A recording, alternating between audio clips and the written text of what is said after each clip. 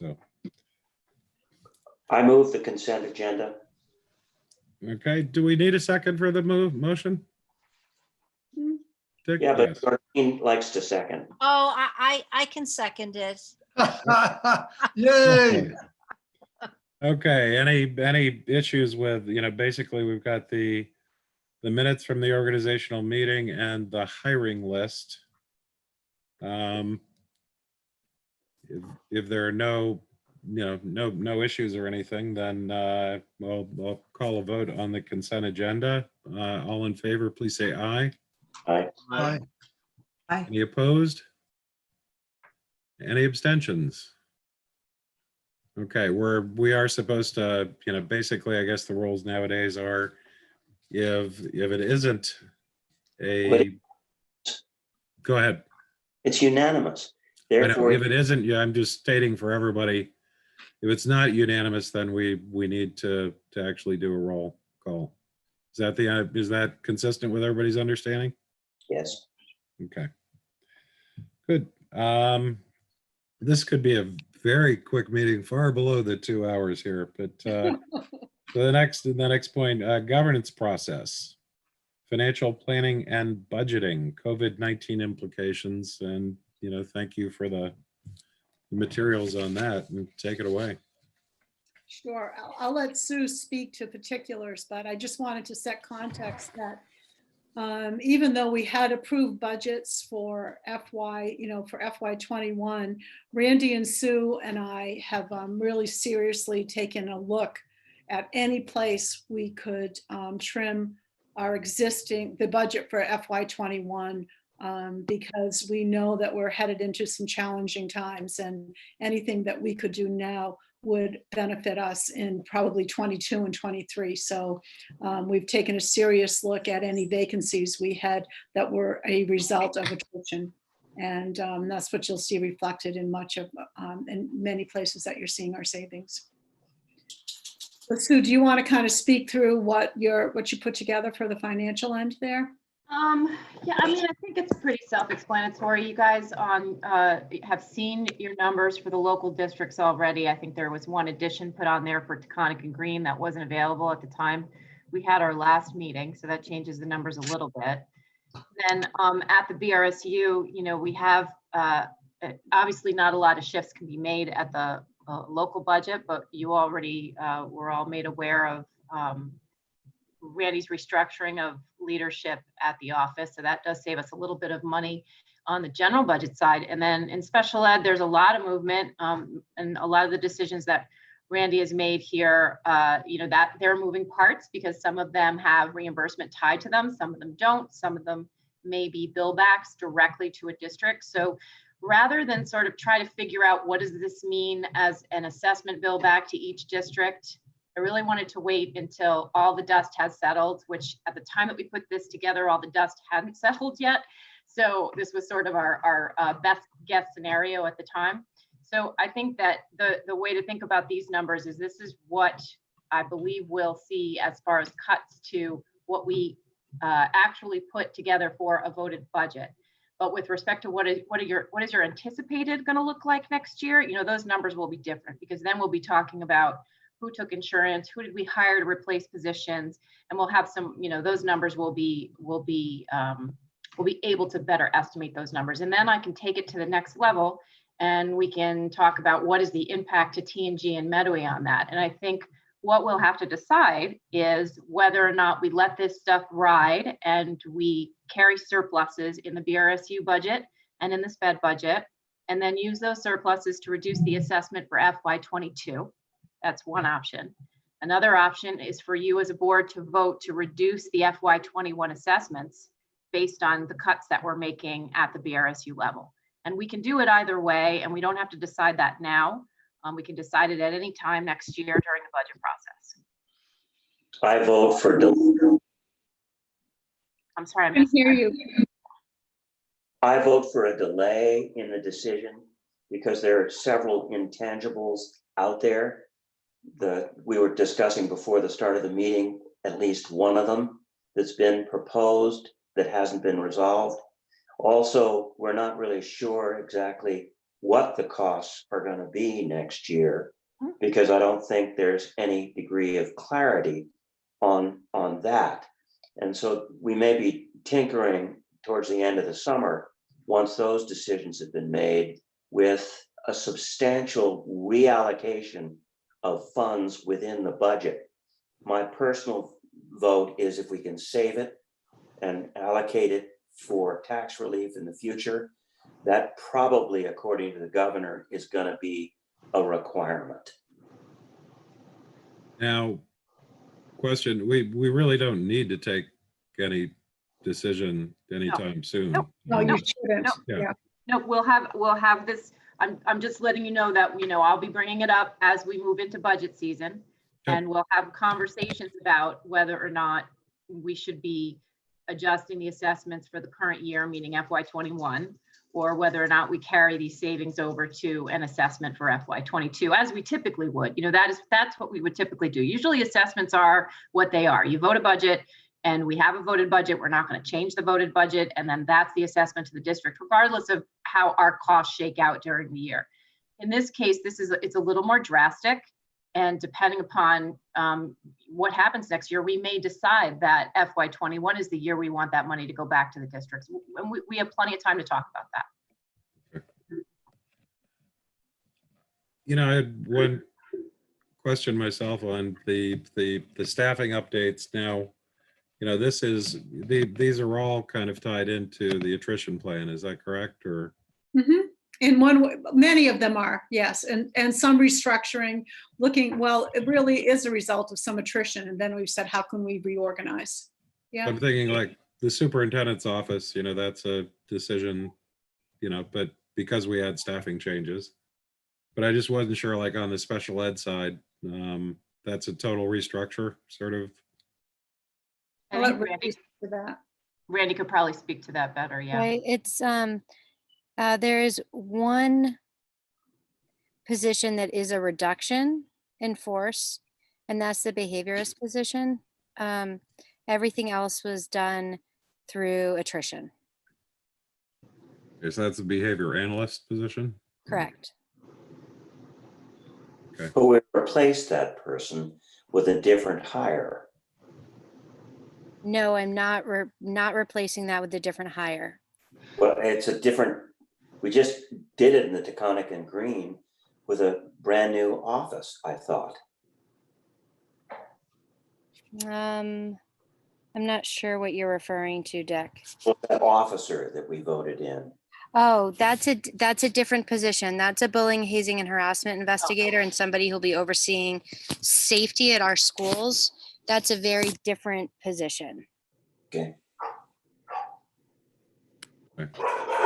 And in the fiscal 20, estimated numbers, there was a significant reduction on, offsetting on the revenue and the expenditure side associated with the grants. Is that just because is that fit in with those grant funded positions you were talking about, or? Oh, where are you looking, Jim? That was back at page 11. Are you So you've looking got, at the 200? yeah. So that's actually, it looks like when I carried my new formulas down for my January through May variance, I didn't fix that particular line item because I wasn't touching grants, and there's actually no change in the January to May anticipated expenditures. I'm sorry about that. Right. I was just thinking from the budget, but from the budget, it's the 200. Yeah, for the budget, it's the 200. Yeah, I missed fixing my formula on that line. Sorry. Yeah. No, that's fine. I was just curious about the change from budget on both of them. That was. Yeah, there's no, one of the things we have going on in the CFP is we have an entire position that did not get filled at all this year. Oh, right. Okay. That money will carry over for use in future years. We won't lose access to those funds. And I didn't take the time to sort of tweak the grant spending in general because most of our grants is on salaries and benefits. And, there's not a lot of changes going on with those staff members and anything, it's still a guessing game sort of where we're going to land at the end of this year. you know, I'm conservative when I'm estimating these numbers, and it'll likely come out even a little better than what you're looking at here. So I would imagine we're not going to spend that full 1,020,000 on the grants, but it should be fairly close. Georgine? I ask a question. Yeah. The reduction of classroom teachers, are they in the elementary program or in the middle school program? In the Taconic and Green? That's, Both. it's hard to answer that right now because we are waiting to see what numbers shake out as. So we have a few options. So we have some very low class sizes at the Sunderland School. So we may reassign some teachers.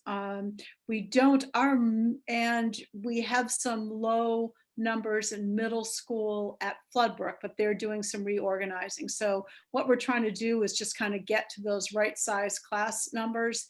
And it's just too early for us to say exactly where Okay. those positions will be. I was just curious because I was just wondering if our elementary we're losing kids that way, or was there something because we have opened up a middle school for choice, that maybe that was helping to make that decision, that more kids were choosing to go someplace else. So I'm just curious. Well, our middle school numbers are better than our elementary numbers. Okay. So our elementary incoming classes seem to be smaller and smaller. And we do usually see a jump in middle level with our enrollment. So it is the elementary that we're most concerned about. But it's premature to make any decisions about where you're going to put staff because we don't know what the expectations will be regarding what should the class sizes be in the fall. Maybe they're going to say you need to have class sizes of 10. You know, so Oh, yeah, so we yeah, just don't know. yeah. So Okay. we have to be flexible and just kind of see how that all shakes out over the next couple of months. Okay. Thank you. Yep. And is some of this, when we have a reduction, does that mean more in the way of multi-age classrooms or? Again, kind of early to answer Okay. all of that. It could mean that. And it also, as we've come to find out, as we're doing more distance learning, you know, you're starting to break down those barriers of what a grade level is anyways. So I think you may see a lot of things shift. Do you think, I'm just kind of curious whether, you know, we had some big pushback on the multi-age, that seems to have lessened. Is that Yeah. fair? I think that's a fair assessment. Yeah. And do you think in the midst of everything that's changing, that movement toward the multi-age classroom and the restructuring of how people will be graded, they will continue with that agenda moving forward? Again, I think it's kind of early to answer that, but I know that, you know, Randy's working with a team of teachers that she's put together and leaders, and we're just trying to look at everything that's gone on for the last couple of months and what do we walk away with? What have we learned? And what's going to work for kids in the future? So it is an opportunity to kind of break down, you know, we've been in that lockstep traditional model of education, and there's some opportunity here to say, how can we do things differently for the future? What might work? Thanks. I was also kind of curious that, you know, we've had with Taconic and Green and BRSU, you know, we're in these very uncertain, very strange, you know, difficult times to figure out how to do education. You know, we don't seem to be having an impact of you know, the increases in costs that could have been the case. Do you think, you know, one, is that fair? And then two, do you get any sense of whether other districts are having a similar outcome to, you know, they're going online and all actually not having an increase in cost, but actually potentially some reduction? I think it's too early to make those decisions because remember, we had to transition to distance learning in 2 days. Yep. And I don't think, none of us would say that we have come to the perfect solution and the perfect way to do this. We've learned a lot. We have a lot of changes to make. There'll be changes in what curriculum we even use if we are continuing distance learning. So I think it's premature to say that we would save money. But I think it's a possibility because I think you'll have more flexibility on how you group kids and how kids participate in education. But I think it's kind of early to make that determination. Because I was just kind of curious and, thinking, again, VSBA gives you an opportunity to kind of, see from other places, what their experience is. And, I was kind of hoping to do that. And I just kind of like to have the understanding of whether we think we're, our current financial outcomes are probably similar to others or different than others. I think they're probably, I mean, I meet with my regional superintendents all the time. We were meeting daily until a couple of weeks ago. And I think we're all seeing similar places where we're seeing savings right now. And the places you're seeing savings are the things you would anticipate. You're not having substitutes in the school anymore. Some of the field trips we had planned, some of the stipends for coaching. So it's just because those things aren't offered. But I would hope that when we enter, if we're going to do some planning and you have a longer term distance learning, you're going to try to fill some of those voids in another way. So I don't think we can count on that. And I think we were fortunate in that we had a lot of technology available. So we were able to deploy devices to almost all of our kids across the system. And that will be something we're going to have to watch. I mean, our replacement will be at a higher level if we're putting those in the hands of kids and they're taking them home all the time. Right. Now, another sort of related thing I was interested in is, since it may be the case that, like if the AOE takes the big pot of money that comes from the feds and then meets it out to folks who say they've had increased costs associated with COVID-19, are we in a position to maybe, really be able to identify the added costs we've had that, so that we could request reimbursement for those amounts? We are paying attention to that, but I think, again, am I muted? Oh, no, okay. Nope. We're paying attention to that, but again, I think the devil's in the details. I was also involved in conversation with a few other superintendents with joint fiscal, and it's all going to come down to what can we count as COVID expense. So there's a lot of discussion right now on that. So I think we'll need further guidance on what can be counted as COVID expense. One of the things that came up, we've taken everybody that would have done their work, a lot of regular staff, central office, they've totally changed their work focus, and some of the work they should have done did not get done. Could we call that a COVID expense? You know what I mean? So there's lots of questions right now as to what's going to count.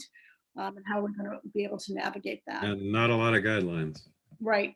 None. See, Georgine is, yep, you got, Celeste, you know the telephone number that's there is wanting to get in? I don't know. I just messaged them asking them who they were. Oh, great. Okay. Yep. And I'm going to check another way. It might be Deb. Okay. Thanks. I'll check. I'll be back. Okay, other questions at all on the financial planning, budgeting? I do have one question, and maybe you've kind of already answered it, but it seems like the funding coming from the feds, the way you've articulated it, it sounds like it's only to be used for expenses that are COVID related. But the real issue for why all these states and all these areas are facing shortfalls is because they're not getting the tax revenues they were going to get. Right. So why can't, so is it strictly only for reimbursing expenses, or can it be can it be interpreted as COVID related insolvency problems, which broadens it a little bit better? And I assume smarter people than me are asking these questions and trying to figure it out, but I was wondering if anyone had any knowledge about that discussion. I mean, I think that's the $1 million question, and we're trying to figure out, because the real issue is, the loss of revenue, Right. the ed fund. And so how are we able to, Vermont's getting $1.25 billion. How are we able to use some of that money to provide relief? And I think that's what everybody's focusing on right now. How do we make that happen? And Vermont, because Vermont has a statewide system of financing education, it's making it a little more challenging, the funneling of that money. So most other states, it goes right to the municipality. And so then they have some more leeway as to how they're going to use those funds, and ours doesn't, and that's not going to be helpful. You know, it might not be helpful to us. So that's what people are struggling with right now. And I know they're working with our congressman to say, you know, help us out a little bit. The rules and the regs aren't really fitting what we need to be able to access some of those funds. Yeah, there's a lot of creative talk going on in Montpelier, but I think one of the real problems is that the original $1.25 billion was pretty specific in saying it's not intended to cover, lost revenues. And, that's one of the reasons they have another package out there right now, that's being battled in DC, that supposedly would, had 2 billion in it for Vermont. Pretty big numbers, but the $1.25 billion number, it just seems, to me, I've been trying to get my arms around it, and it seems pretty clear that, it specifically excluded what is our biggest impact associated with COVID-19, which makes it just kind of really, really awkward. And another issue I should just bring to your attention, but it's concerning, is that there are also ESSER funds, and those emergency secondary relief. I may have the acronym incorrect, but Sue and I have been involved in a conversation around that with Vermont Superintendents Association. And it's quite interesting how those funds, the plan for those funds being given out. So to try not to get too much into the weeds here, the funds would be allocated to us based on our Title I allocation. So every year we get a certain amount of funds based on Title I, meaning the poverty levels within our supervisory union.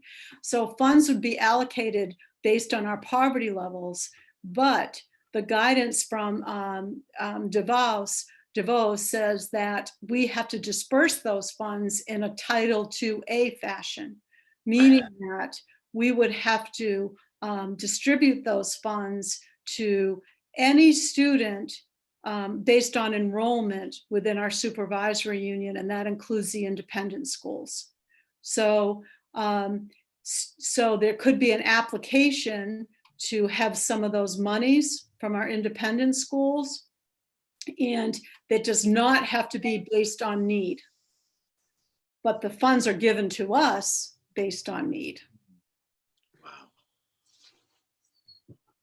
So that's about, it's a potential for maybe 60% of those funds that would come to us to support students in need could be allocated to independent schools. Very different set of rules. So none of us understand that. It just does not make any sense. So that, and it's enrollment of the school. So it could be, so if there are 200 kids at an independent school, it does not matter where they live or where they come from. They could be overseas students. The fact that they attend that school, they count, and we have to distribute funds to them. And is this, So that just that shows you a political agenda. So I'm just going to put myself out there, but it is a political agenda. and the state in this case is on the hook to follow the agenda coming down from the federal Yes, education? that's correct. Okay.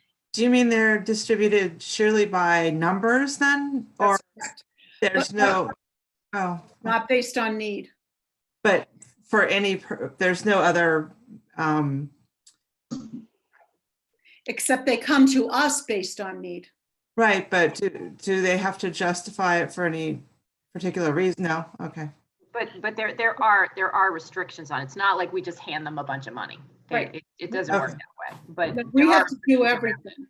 But We it have comes to- up, But it doesn't sound all that dissimilar from the issue of the what do they call, the PPP funds, where, you know, you had companies, you know, law firms claiming millions of dollars where other smaller businesses couldn't get access to any of that money. It had it has a similar kind of non-specified principle. So you could go in as the Sugar Shack or the Shake Shack or whatever it is and get a $10 million loan, whereas the pizza parlor down the street is all the way out in the cold. And Right. maybe they're not analogous, but there's something. Yeah, it just doesn't feel right. So, so we'll see how that all shakes out, but I've reviewed the guidance. It's, and the onus is really all on us to do. It's, you know, the LEA has to pretty much oversee everything. It's a huge job. So it's not to say that the independent schools don't have to, you know, provide us with information, but it's really, you know, it's very one-sided for sure. So, and it's one of the downsides of a supervisory union that has so much choice. It's going to impact us in a negative way. Are we getting into the weeds here in areas that we can't legitimately do anything about? You are, but I wanted you to know about it. Okay, that's glad to know. Well, that's consistent with, I threw something in and I kind of gave you guys a curveball of switching up the exhibit today, and that I thought it important for us all to kind of have our arms around, to the extent we can, what's going on. And so I had the piece on the Ed Fund, and the on April 29th they updated, what do they think the Ed Fund is, impact is going to be from COVID-19. And that's a document that went out to you guys.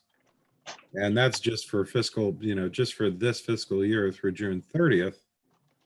And if you look at the Ed Fund, it was basically a $54 million reduction in revenues coming into the Ed Fund, all associated with sales and use, purchase and use, and meals and room tax. So it's the key thing of being, to me, we last year we went to having a higher reliance in the Ed Fund on those taxes. They took away the general fund transfer into the Ed Fund and replaced it all with a greater portion of sales and use, purchase and use, and meals and room. And those are the taxes that are getting creamed, because of COVID-19.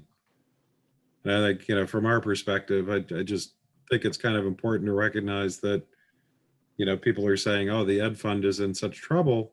And the Ed Fund does have a very significant decline in revenues, but that's specifically associated with the way the legislature decided to provide the funding for the Ed Fund. And I'd have to say that I think we're probably somewhat unusual for a state of having a very significant chunk of funding for education coming from consumption taxes. It may be the same case in other states, but we're talking about a $54 million decrease in funds coming into the Ed Fund for this year because of consumption tax reductions. And next year they're estimating it's going to be a reduction, due to consumption taxes of 113 million. And that's basically, that's the whole problem in the Ed Fund right now with the revenue base. It all has to do with the reduction in consumption taxes. And, I'm just feeling, as school board members, I've been trying to make some people aware. They're like, oh my gosh, the schools are a real problem now. And it's like, actually, the way the Ed Fund gets its money is the problem. And, it's basically consumption taxes are, one of the we have the transportation in general, income taxes are getting hit, transportation related taxes are getting hit. But, it's not really anything the schools did or are doing that created this issue. It's just the huge shortfall in the ed fund is strictly associated with the way the legislature decided to fund it. I don't know if that makes sense to people, but I tend to think that, when people say, I've heard people say, oh, the ed fund's a huge problem, and just trying to make people aware of, the nature of the problem, what created the problem.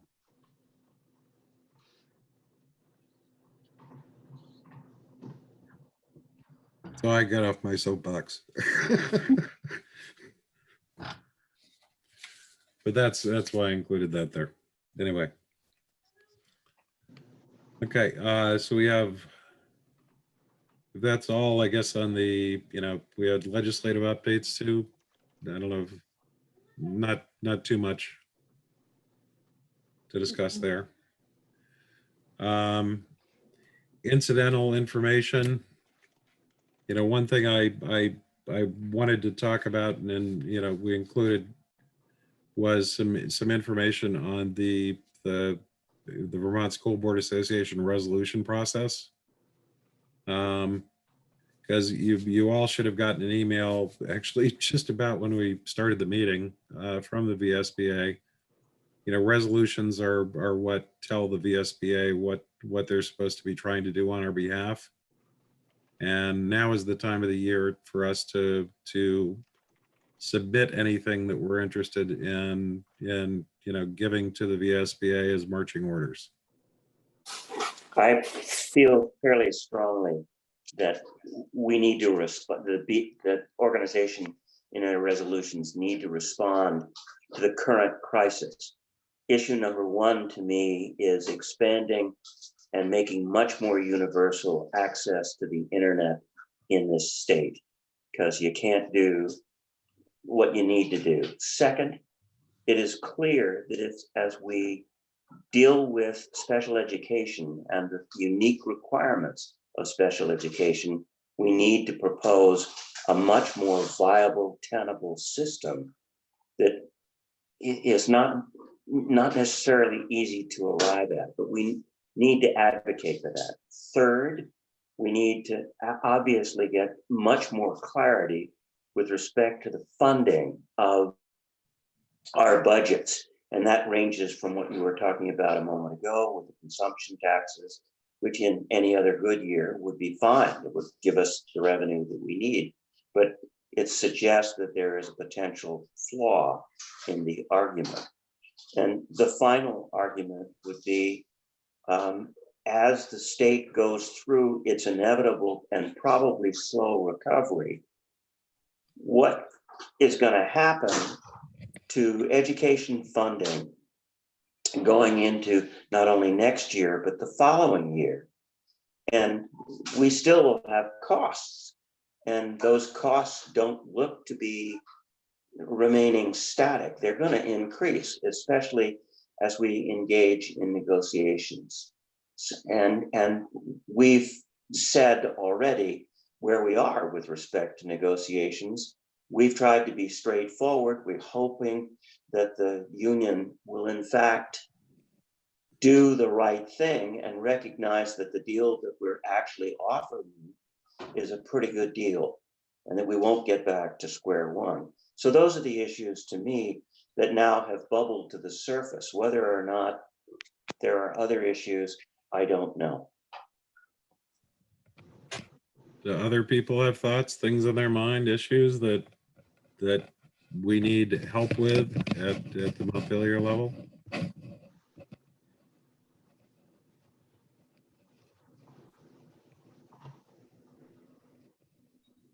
Corey, you look like you had something in mind. I was just going to agree with the access to the internet. That was the one thing that really stood out to me during this but I didn't know where we fall or what we do. But I guess as a resolution, that would be perfect for the VSBA. because I tend to agree that, making a bigger point of that, based upon what we've learned might be a good thing, just to, another voice.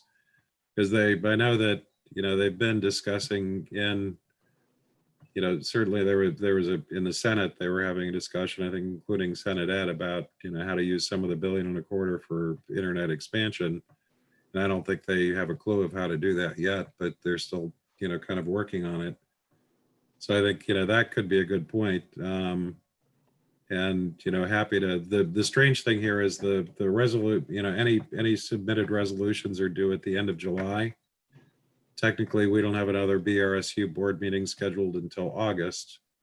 So if we want to include something, what I wanted to do at this meeting is discuss and say, okay, we could always probably still submit late in August or something. But if we had something, everybody should give it some thought, and we can always, work on it. Sort of, we can figure out a way to try to put something together and potentially submit it. Even by the July deadline, I'm sure we can. We've got a bit of time between now and the end of July. We could probably figure out a way to get some agreement and submit something. So I think the internet is a good one. I don't know, Dick, if you even want to, draw something up as a comment. You want me to do that, or we could have a, something as a discussion piece. He's pointing at me. Okay. Okay, I'll try to work on something for, for us to be able to discuss. It's a little bit awkward, open meeting laws. We don't want to break those, but at the same time, if we put something out for discussion, and I think isn't it kosher if just comments, if we put something out, but people all just make comments to one person or something? Does that work? I believe we can mandate at this particular meeting that you be authorized to create an original document that emphasizes the importance of the internet and the need for it to be much more available in all of Vermont. If we've done that and we make it as a formal motion, then all you're doing is clarifying stuff, and we're not violating anything with respect to the open meeting laws, since we've already agreed to the principle. Okay, I'll try to put something together. I'll probably lean a little bit on Jackie and Randy to give me a hand with making something that makes some sense before I put it out to all you guys. So I would make a motion to authorize you, using whatever resources you need, to create a resolution to be submitted with respect to expanding the internet availability throughout the state of Vermont. And as soon as we do that, if it's seconded and passed, then you're just simply doing a document that is polished. We've agreed on the principle. The second issue that we need some degree of resolution on, although it's in the distant past, is obviously this pre-K resolution that this legislature was going to work on, but I doubt very seriously that they have. We need much more clarity with respect to that. So those are the two that I would propose as resolutions to be worked on at this particular point, and then submitted back for, I'll call it, editing. Yeah, I think I'd take a look at the resolutions. I think, pre-K is reasonably well covered in the existing resolutions, I believe. I don't think internet access really is. So if I made that as a motion and it was seconded and we voted on it, then I think we were well within our rights to simply edit a document. Okay. So are you making a motion that? Yes. Okay. Do I have a second on that? Okay, Diane? Can we have some further discussion? Sure. I think it's a valid thing to for us and for the VSBA to pursue. What frustrates me in hearing this is that I've seen what our town and other towns are going through in an effort to convince the companies in control of those internet connections that we're speaking of, and fiber optics and so forth. They seem like the people we should be submitting this resolution to. Hopeful, and I'm assuming that the VSBA takes our resolution and in theory presents it to the Department of Education, who in theory then lean on the companies who are in control of the internet lines. Is that sort of a simplified? Well, there are a lot of, actually, I'm involved with in Bennington County. We've got 12 towns together to create a communications union district for Bennington County. And, that's going on a lot of places. And that's, one of the ways we're trying to figure out a way. We actually, for the Southern Vermont Communications Union District that, is most of the towns in Bennington County, a few others. It includes Rupert, does not include Pollitt. We submitted a grant proposal and received a $60,000 grant to do a feasibility study on building out broadband with the expectation it would be fiber optic based throughout Bennington County. Right now, actually, one of the positive things is because a lot of people have now realized that we're so far behind on broadband access in the state, that this is a process that the expectation would be it would take multiple years to actually get something done. My motion has nothing to do with the mechanisms whereby it's accomplished. It's a statement in principle Right. that the legislature needs to get on board, not in 2 years, but virtually immediately, especially if we don't have school in place in the fall. Yep. It's an immediate need. And Right. that's the nature of my motion. Okay, I was trying to give some background on what's going on right now, but Well, I do have a question, and that is, I'm worried about the socioeconomic disparities. And is the lack of internet mostly an infrastructure issue, or are there socioeconomic issues that are causing it? What's the breakdown? Does anyone know? Well, it's lack of infrastructure. It doesn't exist in Vermont. It's mostly, most of our challenges are lack of infrastructure. We have some families that it's a financial, but we've been able, those are small in comparison to the infrastructure issues. And there may be folks that have connectivity, but it's not good connectivity.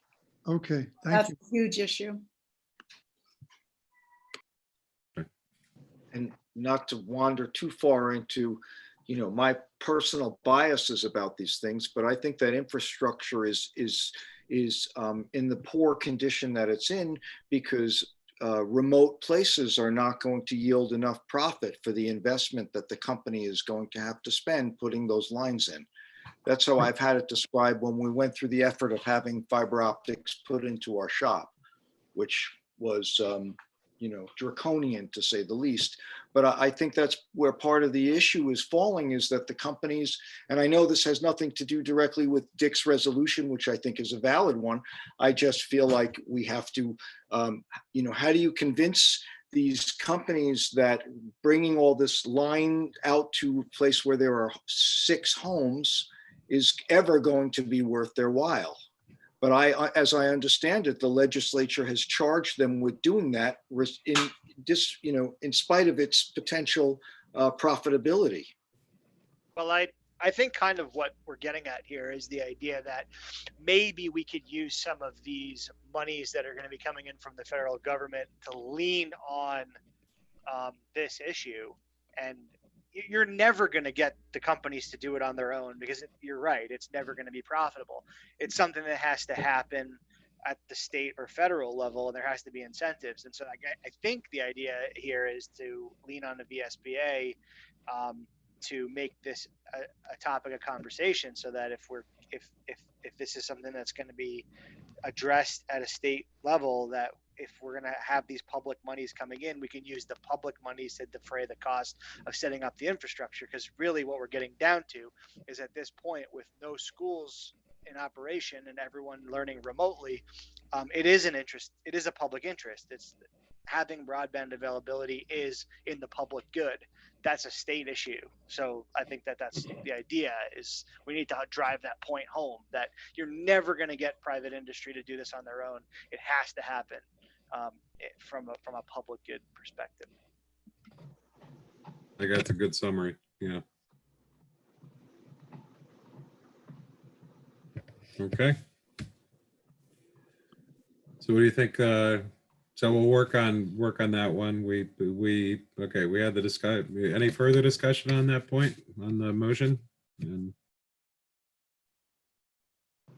okay, then all in favor of approving me to work on your behalf, and to give you, using whatever resources, and to present to you guys a draft resolution on our behalf with respect to increasing internet access to support education in particular.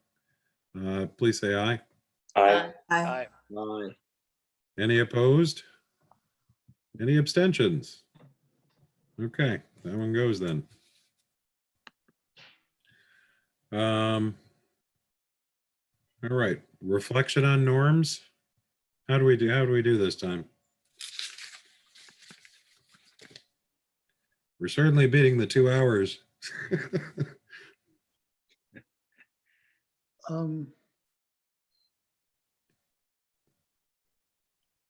Anybody feel they're not getting an opportunity to speak, or are we micromanaging the superintendent, or are we No, prioritizing issues?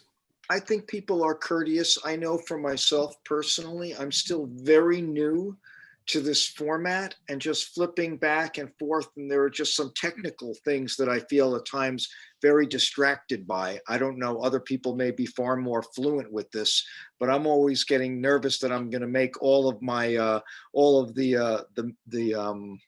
agendas evaporate. So I'm sort of split in my attention, but otherwise I feel like this, it's good. It also reduces the people's ability to interrupt. As a millennial, I feel ashamed that I've let down the rest of the millennials by being the only one without a webcam. I'm glad you brought that up. Should have a high-tech one. I have, if you could see my very elaborate computer setup, you would understand, but it's just not, I don't ever do any webcam stuff from it, so I never needed one. But you're on my third monitor right now, so it's like the Space Command here. I have to admit, I never much used that little camera thing until recent times. Okay, communication with parents, citizens, staff. Is that just another open comment, or? Now the public Okay. comment. Or next As this is our last meeting presided over by our superintendent, unless we call a special meeting, I think we would be remiss if we didn't thank Jackie for her considerable number of years of service that have been that has caused her to be our leader in a massive transition. And so I'm sure I speak for everyone that we wish we could be in person before you head off into the hills. But where you live could be having and reflect back on the years Jackie has been our superintendent. Act 46, coronavirus. It's like everything in the world, it's like, where are the locusts? I mean, Are you calling Jackie Typhoid Jackie? oh, no. No, I'm saying it's pretty darn impressive that we're able to get through this. And all of us, I think, everybody feeling pretty comfortable that we're going in the right directions. Yeah, you're And I good. think excited to get Randy on board, I think that's going to be a great transition, but Jackie has done an outstanding job. Well, it's a heck of a team you've put together, Jackie, and it speaks so well for you, but everybody else. And we are very grateful for the entire group. Yeah, well, But thank you, the- David. That's a As good thing they to say, recognize. one last comment, as they say, the fish stinks from the head down, but I also tell everybody the fish smells pretty good from the head down. So congratulations to you and the team. Thank you. Thank you. Yeah, we've got a good crew. They make me want to come to work every day. So, and it's been a pleasure to work with all of you. That's for sure. Thank you. And actually, I'd just comment too that, I mean, you expanded out the team over the past year with our merger and on the food service and the building and grounds and all that stuff. I mean, it's a growing spectacular team. Yeah, they've been amazing. I mean, and I mentioned at the TNG meeting, the having Kelly and Greg and Derek on board. If we did not have them in place, we would not be navigating this like we're navigating it. So it is a really strong team, and we have the right people. The right people are on the bus, and they know their job, and they're doing a darn good job of it.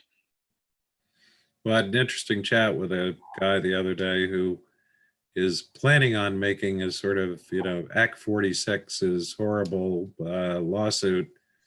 And I explained to him, he was very surprised, I explained to him that, gee, actually, it has been fabulous for us. It's worked out extremely well. And through this whole thing, we would have been kind of up a creek if we hadn't made that change. Yeah. Understand some places it doesn't work, but you should realize it really worked well some places. Yeah. I think, as I've reflected on it, the thing that really made the difference, and I don't think we anticipated it would make this difference. The fact that you are all represent all kids, and that you're elected by everybody is huge. And I don't know of any other places. There may be some other mergers out there that did that, but I don't know of any. And I think that made a huge impact on how you approached your work and how you immediately came together to support kids. And you weren't territorial. So that's been pretty significant. All right. Well, our next meeting date, August 24th, BRSU upstairs conference room, we shall see. Good luck with that one. And any other Spring comments Hill. or input or anything? If not, I'll look for a motion to adjourn. I'll Dick's second. holding up his hand. Is that a motion? Second it. Seconded. Georgine had to get in there. Okay. All in favor, please say aye. Aye. Aye. I know that's unanimous. Thanks I don't all. even have to ask. All right. Thank you Thank all. you. Bye. Everybody, Bye. Fun. take care. Be Thanks, safe. everybody.